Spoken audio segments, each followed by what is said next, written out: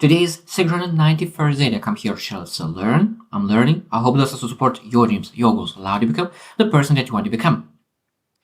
Today I want to speak about one of the favorite topics, my favorite topics, and that is decision-making process.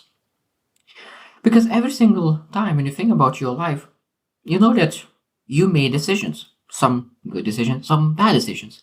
But at the end of the day, you are where you're at because of your decisions you make.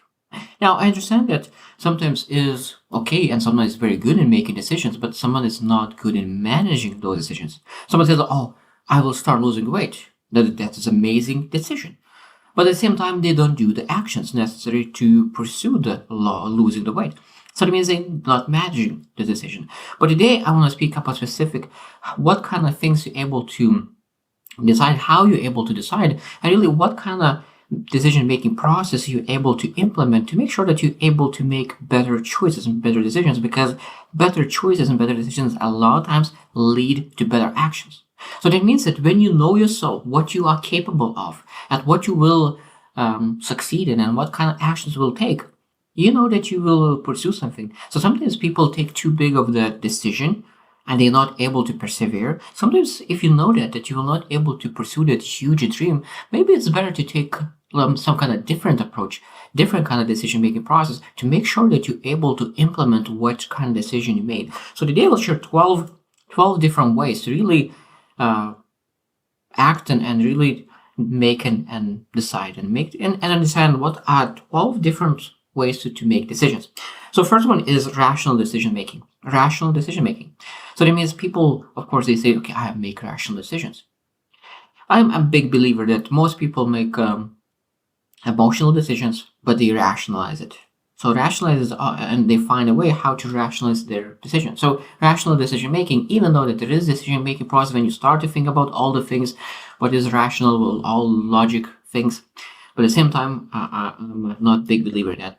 Number two is intuitive decision making. Intuitive decision making. That means what you're looking for. You feel like you're looking for the guts. So that means that you are experienced in that niche and you have that intuitive decision making process that when you make very fast decisions, and that's sometimes speed is everything. So but when you're able to have that intuitiveness and you're able to make decisions based on very small amount of information and the gut feeling, and of course you're able to start acting fast, and a lot of times that fastness is more than enough to win the battle. Number three is incremental decision making. That is a beautiful thing. I truly believe in incremental decision making. That means that sometimes people make a great decision, but they are not able to persevere with that decision because that decision is too big of a gap where they are. Too big of a gap. So it means we need to make decisions based on incremental decision-making process. So, okay, what kind of decision I'm able to make based where I am and where I want to be in the next 3 months. So that you make a decision for the next 3 months, next 6 months, next 9 months, next year, and then add up those decisions. And if you make decisions month after month, great decisions, it will lead to beautiful outcomes. Now, I truly believe that you need to understand our big vision, but at the same time, we need to sometimes do incremental decision-making process to start from 0 to 1. Number 4 is as group decision-making. That means that it doesn't matter if it's for one person or for a group. Sometimes we need to implement the group decision-making process is that when you have a struggle, problem, a decision to make. It doesn't matter what it is, the decision to make towards your future. That means you're able to go to your group and ask what they could recommend to you. So that means that you're able to really make the decision and take it apart in a group. Because when a group are thinking about decision making for the future, it sometimes could be much more valuable. Sometimes I understand it's hard to be vulnerable. It's hard to share your goals, ideas, future plans. But at the same time, people who are vulnerable and they open for feedback, that's where they get the best decision-making process. They get the best decision and they act on it and they get the best results. Number 5 is ethical decision-making. So that number one thing when people think about decision-making process, what they think is about values and morals. So first place is values. So that means look into decision and look into your values. I say that what kind of decision I'm able to make based on my values. So that means if a person values significance, like me, significance family, and health. So that means all the decisions need to align with those all three things. If something doesn't align with all those three things, I just don't do it. And that is the decision making process. So when I make a decision, okay, does it align with significance? Does it align with my family? Does it align with my health? If that aligns, okay, let's do it. If not, we will say no. Number 6 is decision tree. So it means that you're able to say if you have a future plan and you have multiple decisions that you could take and then multiple outcomes that could come up. So that means you have one goal, multiple decisions, and those decisions will have multiple outcomes. And then you have a tree of decisions, and then you're able to choose which outcomes you want based on the decision. Because, of course, the more decisions you have, the more branches you will be able to design.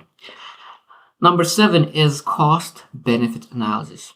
So that means that now, of course, I don't believe too much in cost benefit analysis, but I know that is a way to do it because you say that, okay, how much do I will need to invest my time, money, and resources, energy, and what kind of benefits, rewards will get out of it?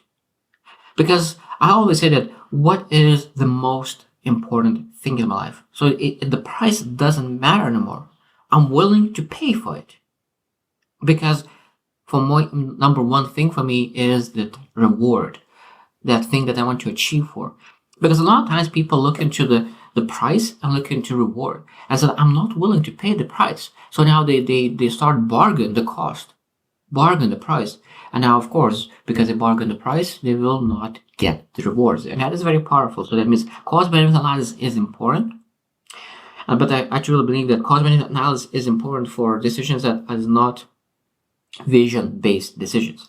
When you're making like small decisions, of course, cost benefit analysis is important because you want to manage your resources well. But when you think about big decisions, cost analysis is worthless because if you make cost benefit analysis on vision-based goals and decisions, you will always sacrifice your big prize, big dream, because you say like the price is too big.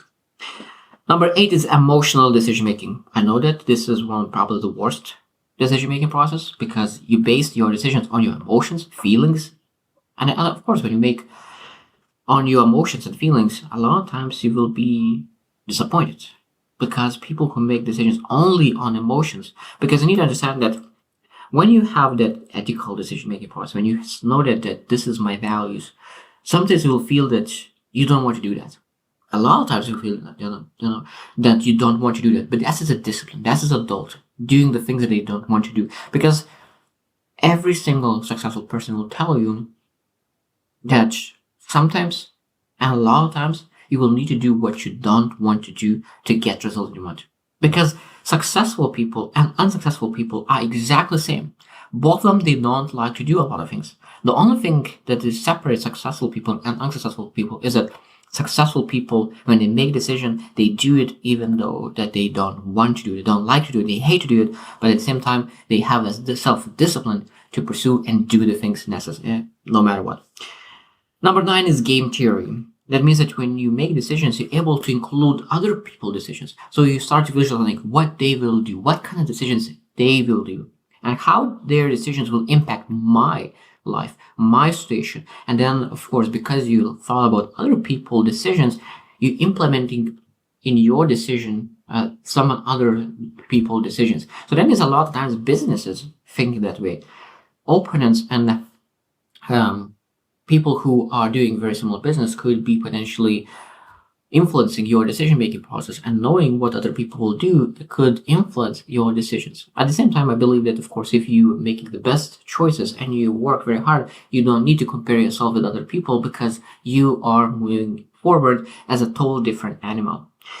Number 10 is decision support systems. And that's exactly, again, back to the businesses. Businesses has a lot of decision support systems in place where are able to calculate millions of rows of data, get some information out of data, and help to support decisions. But as a lot of times is tools that really allow us to better decisions based on that data. Number 11 is heuristic decision-making process. That means that when you have too much information in any kind of decision, sometimes it's good to shortcut things. So what are sometimes even we can think about Pareto rule could be perfect for this, because we need to look into what are the key aspects of the decision that we're able to focus on that gets us the most results.